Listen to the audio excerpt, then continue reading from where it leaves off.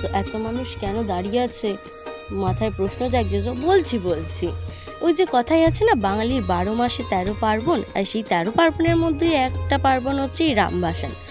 হাওড়াবাসী, রামরাজাতলাবাসী specially আমাদের কাছে এই দিনটা আর রাম ওঠার সময়ও বিশাল বড় একটা উৎসব চলে। আর এই 4টে মাস প্রচণ্ড আনন্দ আমাদের রামতলায় পাই দেওয়া যায় না, যেটা বলতে গেলে বলা যায়। তো এই রাম ঠাকুর ওঠেন হচ্ছে চৈত্র বৈশাখ মাস করে, আর ভাসান যান শ্রাবণ মাসের 4র্থ রবিবার। তো সবাই এখানে দাঁড়িয়েছিল এই রাম ভাসান দেখতে। এত সুন্দর সব অ্যারেঞ্জমেন্ট, এত লাইটিং, এত কিছু, কিন্তু এই ছোট্ট ভিডিওতে একদমই দেখানো যাবে না।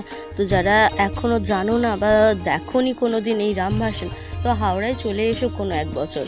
এরপরই ভাঙামেলা থেকে কিছু জিনিসপত্র কিনে আমরা বাড়ি ফিরলাম। তো আজকের ব্লগ এই পর্যন্তই, দেখা হবে নেক্সট ব্লগে। টাটা।